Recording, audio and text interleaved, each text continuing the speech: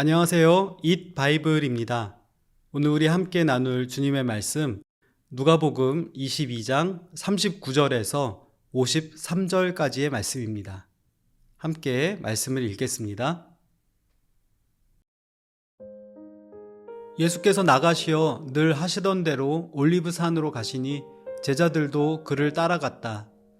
그곳에 이르러서 예수께서 제자들에게 말씀하시기를 시험에 빠지지 않도록 기도하여라 하신 뒤에 그들과 헤어져서 돌을 던져서 닿을 만한 거리에 가서 무릎을 꿇고 이렇게 기도하셨다. 아버지, 만일 아버지의 뜻이면 내게서 이 잔을 거두어 주십시오. 그러나 내 뜻대로 되게 하지 마시고 아버지의 뜻대로 되게 하여 주십시오. 그때의 천사가 하늘로부터 그에게 나타나서 힘을 북돋우어 드렸다. 예수께서 고뇌에 차서 더욱 간절히 기도하시니 땀이 핏방울같이 되어서 땅에 떨어졌다. 기도를 마치고 일어나 제자들에게로 와서 보시니 그들이 슬픔에 지쳐서 잠들어 있었다. 그래서 그들에게 말씀하셨다. 왜들 자고 있느냐? 시험에 빠지지 않도록 일어나서 기도하여라. 예수께서 아직 말씀하시고 계실 때에 한 무리가 나타났다. 12 가운데 하나인 유다라는 사람이 그들의 앞장을 서서 왔다. 그는 예수께 입을 맞추려고 가까이 왔다. 예수께서 그에게 말씀하셨다. 유다야, 너는 입맞춤으로 인자를 넘겨주려고 하느냐? 예수의 둘레에 있는 사람들이 사태를 보고서 말하였다. 주님, 우리가 칼을 쓸까요? 그 가운데 한 사람이 대제사장의 종의 오른쪽 귀를 쳐서 떨어뜨렸다. 예수께서 말씀하시기를 그만해 두어라 하시고 그 사람의 귀를 만져서 고쳐주셨다.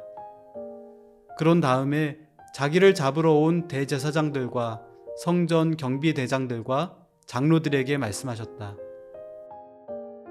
너희가 강도를 잡듯이 칼과 몽둥이를 들고 나왔느냐? 내가 날마다 성전에서 너희와 함께 있었으나 너희는 내게 손을 대지 않았다. 그러나 지금은 너희의 때요 어두움의 권세가 판을 치는 때다.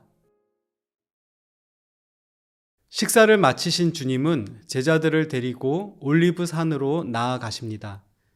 주님이나 제자들 모두 하고 싶은 말도 많이 있었을 것이고 정리되지 않은 복잡한 감정도 남아 있었을 것입니다. 여전히 제자들은 미숙하고 허점이 많기에 좀 더 해주고 싶은 말도 있었을 것이고 제자들도 여전히 질문거리가 많았을 것입니다. 제자들은 좀 더 주님을 설득해야 할지 아니면 이 밤에 무언가를 결행해야 할지 고민이 깊었을 수도 있습니다. 이 밤은 특별한 밤이니 제대로 회포를 풀고 싶으셨을지도 모릅니다. 그러나 주님은 이 모든 마음들을 뒤로 하십니다. 그리고 제자들과 함께 기도하십니다.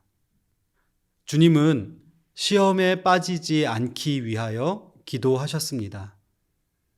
이 동산에서 주님이 아버지 앞에 엎드려 올려드린 기도를 살펴보면 그분이 지금 이 상황을 얼마나 힘겨워하셨는지 그리고 이 위기 속에서 얼마나 하나님을 신뢰하셨는지를 잘 알 수 있습니다. 주님은 할 수만 있다면 십자가를 피하고 싶으셨습니다. 우리를 사랑했기 때문에 사람의 몸을 입으셨고 공생애를 사셨던 예수님이었지만 몸과 영혼을 파괴하는 십자가의 고통은 할 수만 있다면 피하고 싶을 정도로 괴로운 것이었습니다. 주님은 하나님의 도움이 필요했고 간절히 그분의 손길을 구했습니다. 주님을 따르는 우리도 견디기 힘든 십자가를 져야만 할 때가 있습니다. 누군가의 잘못을 대신 짊어져야 할 때도 있고 섬기기 위해 손해보고 희생해야 할 때도 있습니다. 그러느라 건강이 상하거나 마음에 깊은 상처를 받을 때가 있습니다. 목적이 선하다고 해서 고통과 희생이 없이 이런 일을 할 수 있는 것은 아닙니다. 그리고 나의 힘으로는 이 아픔을 다 이겨낼 수 없습니다. 그래서 주님은 기도하셨습니다. 우리도 주님처럼 기도해야 합니다. 어려움 때문에 피하지 않도록, 이 순종을 통해 아버지의 뜻이 이루어지도록, 그리고 감당할 힘을 주시도록. 제자들은 이 기도의 중요성을 주님만큼 깊이 깨닫지 못하고 있는 것 같습니다. 주님은 고뇌 속에서 더욱 간절히 기도하시는데 제자들은 슬픔에 빠져서 또는 몸과 마음이 지쳐서 잠들어 버렸습니다. 다가오는 위기 앞에서 자기 영혼을 지키지 못하고 무기력해진 모습입니다. 잠시 뒤 유다가 군인들을 이끌고 이곳으로 왔을 때 제자들의 허둥대는 모습에서 그들의 영적 현실이 잘 드러납니다. 유다는 잘 조직된 체포조와 함께 밤길에도 주님과 제자들이 있는 곳을 제대로 찾아왔습니다. 그들은 어둠 속에서 능숙하게 연행 대상자를 특정하고 제압하는 데 성공합니다. 반면 주님의 제자들은 말로는 결의를 다지고 혁명을 이야기했지만 이 위기 속에서는 제대로 저항 한번 못하고 허둥대기만 합니다. 오늘 우리의 생활이 이와 비슷할 수 있습니다. 그러나 주님은 좌절하지 않으시고 물러서지 않으시고 더욱 기도를 권하십니다. 자신의 기도에 집중할 뿐 아니라 그들을 위해 중보하실 뿐 아니라 그들 자신이 기도하도록 책망하며 도전하십니다.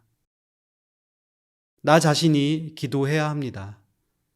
공동체의 기도 모임에 기도 제목을 내는 것으로는 부족합니다. 누군가 날 위해 기도해 주리라 의지하는 것으로도 부족합니다. 내가 시험에 들지 않도록 깨어 기도할 수 있어야 하겠습니다. 주님은 폭력에 폭력으로 대응하지 않으십니다. 제자들은 준비해 두었던 칼로 체포조에 저항하려 했지만 주님은 그들을 제지하셨습니다. 유다와 체포조도 무기와 완력으로 주님을 제압하려 했지만 주님은 같은 폭력으로도 영적 권세로도 그들과 맞서지 않고 순순히 응하셨습니다. 어두움의 권세를 마주하는 주님의 무기는 평화와 온유함이었습니다. 나는 무엇으로 세상의 죄와 어두움의 권세에 맞서고 있습니까?